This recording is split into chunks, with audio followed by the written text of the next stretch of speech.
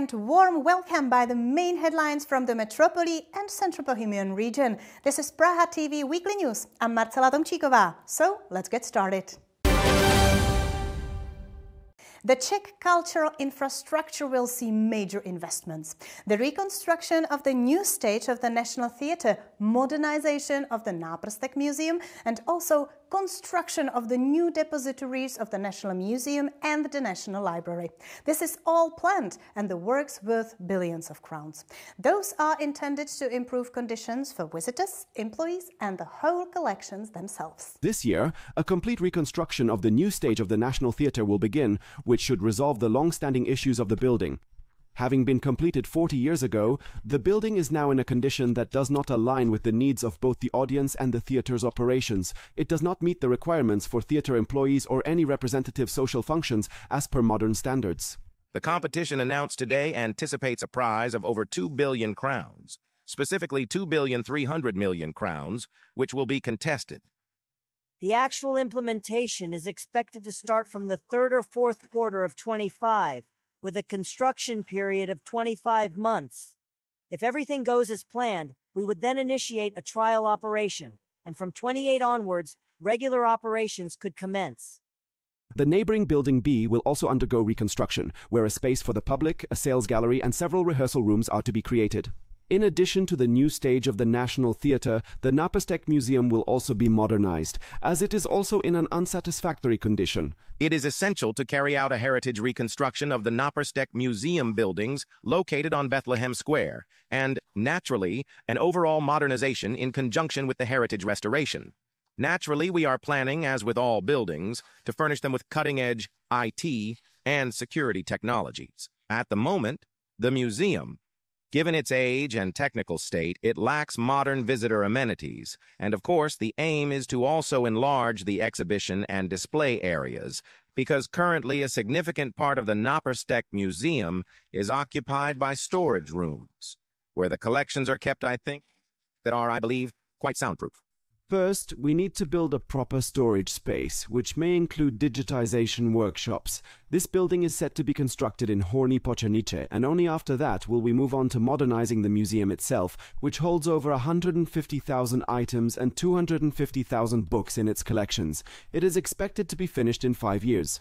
For the new Náprstek Museum, we are planning exhibitions dedicated to Czechs and the world. The themes we are currently working on include Vojta Náprstek and his contemporaries, the Czech desire to travel because, of course, Czechs are very fond of traveling, and most of the Náprstek Museum's collections were amassed by travelers from the 19th century, from the century to the present day. Of course, there will be a section dedicated to significant Czechs active in the world, or, for example, the achievements of Czech Egyptology. A new storage facility in Hostivař will be built next year for around 750 million crowns, including the National Library. The depository buildings, as you can see in this image, in this graphic, in that complex, will provide the National Library with the capacity to utilize library collections for many years to come, which is truly very important and is one of the most crucial moments for the National Library, so it can properly care for its collections. The capacity will grow by around 3 million books. Moreover, the ground floor of the new facility will need a specialized study room for large-format documents, which will have its own reading room for the first time in contemporary history. This was Prague's vision. Easter is behind us. Better cameras were ready to capture some nice traditional events. Some of them took place on Verona Square in Horní Měcholupy. The program was rich. A fairy tale about the bunny was prepared for children, and adults could dance together with a skvost music band. In addition to that, many stalls with Easter products and plenty of good food and drinks. And of course, as on other places, decorating Easter eggs or making traditional willow cane pomláska was available. The Veron Square in Horní Měcholupy hosted another year of the popular event Easter on the 15th, which is associated with the celebration of these most significant Christian holidays. The City Council of the district has arranged a vibrant cultural program for this year's event visitors. Once again, our kindergartens and preschools will take the stage this year. This year, the Človíček Primary and Kindergarten School participated for the first time, along with the primary school above the reservoir, and they had a wonderful performance. Children could look forward to a playful fairy tale about a little bunny, which was also related to Easter. The adults were treated to a performance by a music group from Kvost. And for those who planned to take something nice home for Easter, several stalls with Easter goods were prepared for them. We have 3 workshops where children can create various Easter items. Adults can also join in, of course. We have plenty of food stalls. There is an amazing stall with Easter whips and Easter gingerbread.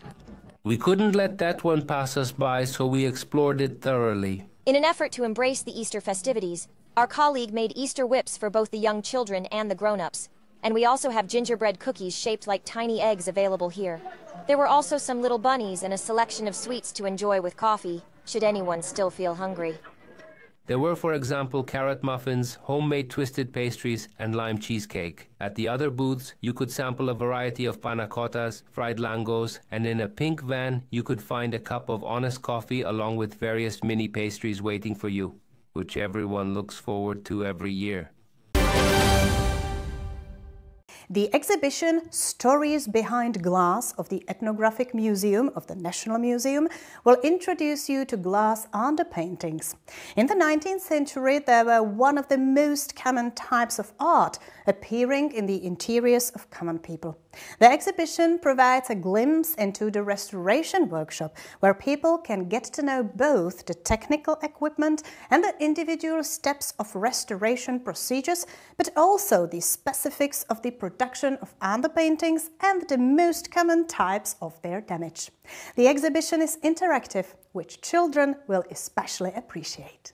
The Ethnographic Museum of the National Museum invites you to another original exhibition. This time it tells stories behind the glass, introducing visitors to glass underpaintings that represented one of the most common forms of art in the 19th century, appearing in the interiors of the folk classes. Religious motifs were the most frequent subjects depicted. The exhibition is based on a decade of research conducted here at the National Museum as part of various projects. Conducted by our colleague, restorer Romana Kirchner, who specializes in the restoration of underpaintings. This allows visitors to understand both the steps involved in underpainting and how it reaches the museum and restoration workshop. At the exhibition, you can see what needs to be done to restore the original beauty of the underpaintings.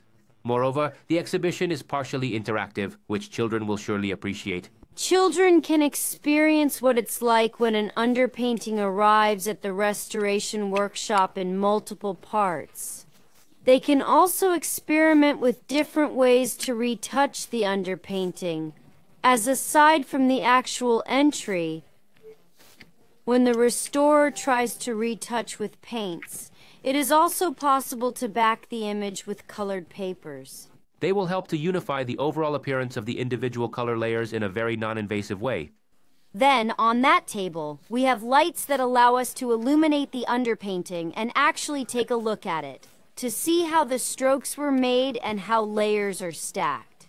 Additionally, those drawers contain various intriguing information, like which elements are essential for this, to identify the workshop that created those underpaintings. You can always visit the Ethnographic Museum for stories behind the glass from Tuesday to Sunday from 10 to 6 when the museum is open. The exhibition itself lasts until the 31st of October this year. On Prague's Poděbradská Street, there has been a gym under construction for 20 years, which the locals know more as the dilapidated concrete block. The new City Hall management has decided to finally complete the construction. The sports facility is intended to serve not only the students of the largest high school in Prague 9, but also the public. The completion is planned within 4 years. The unfinished building on Poděbradská Street has attracted the attention of passers-by for 2 decades. Not many are aware that it was meant to function as a sports facility for the nearby secondary school, the biggest in the whole area. This is about the building on Poděbradská that began in 2004. Unfortunately, in 2008, the construction was halted. It was left unfinished. Water leaked into the building, and it fell into disrepair. In subsequent years, it was made secure to stop leaks, yet construction did not resume. The sports facility was to serve students from a school with diverse programs from vocational to gymnasium. Currently, the gyms are overcrowded and the school leadership states that physical education is suffering. It is truly a massive school, and this would greatly benefit them. Everyone told me not to bother finishing it, that it was already falling apart and no one knew what to do with it. Yet, I argued that we definitely need to get it moving and finish it, for the kids in the neighborhood, as this is Prague 9. Thus, the town hall has chosen to finish the building and is cooperating with the original designer who is drafting new documentation. This is expected to be ready in about 2 years. He will essentially create a project that will build upon the original, identify what is wrong, what needs to be redesigned, and reconstructed. He will finish designing the hall, incorporating new features to ensure it is a modern gym, not one based on a project from 2 decades ago. The hall will be for students by day, sports teams in the afternoon, and the public at night. The total reconstruction cost is expected to be around 100 million crowns. The completed gymnasium could start serving its purpose in just 4 years. While it will provide students with a space for learning, for the district, the completion also means the removal of a long-standing embarrassment. You are watching Praha TV Weekly News, and there are the main headlines.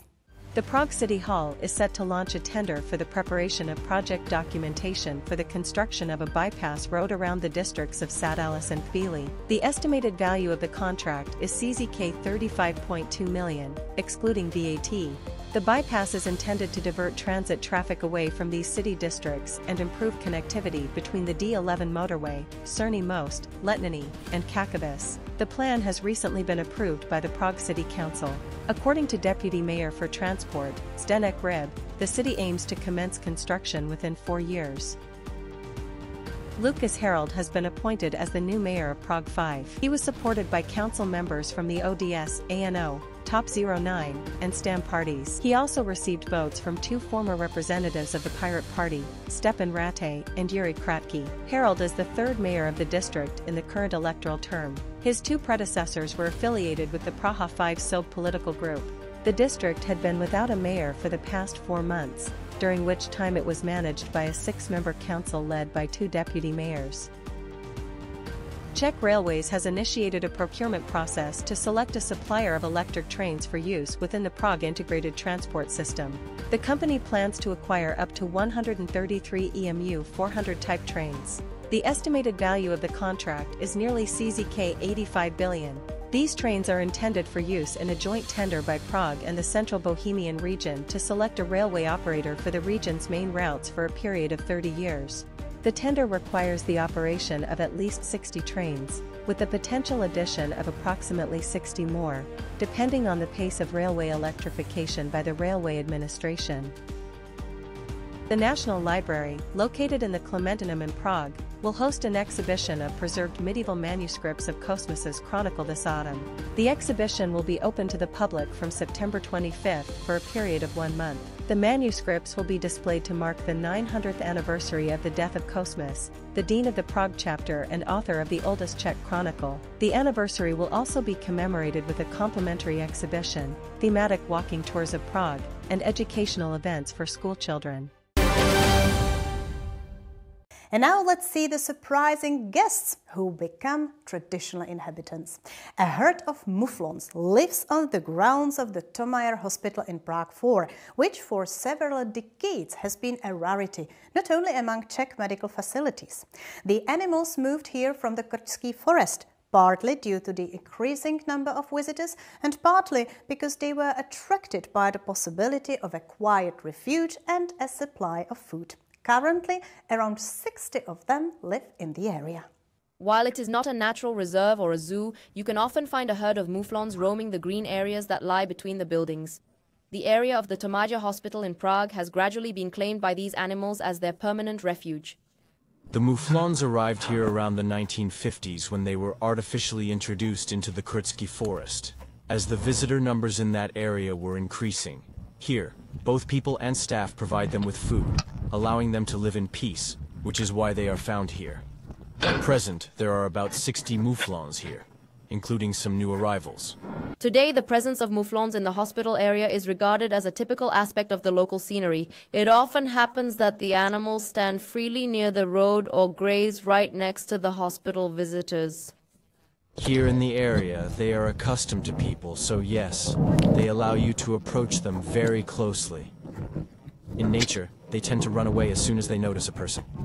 As herbivores, they graze on grass and receive various treats here, such as grains, including barley.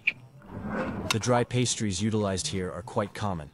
Several feeding stations exist where people, mainly employees, provide food. However, on the other hand, certain damage to the plantains occurs here. While it adds a unique touch to the surroundings, wildlife presence comes with its own set of challenges. It is located within the hospital grounds, and there is heavy traffic in the area, leading to collisions and injuries to wildlife or fatalities. Let's say that during one season, there are 5 to 8 animal deaths caused solely by vehicles. Prague's forests manage the mouflon population. Due to limited space and natural reproduction, regular regulation takes place in Krtsky Forest through professional hunting. Praha TV Weekly News got to the finish line. Keep safe and see you next week again with the latest updates.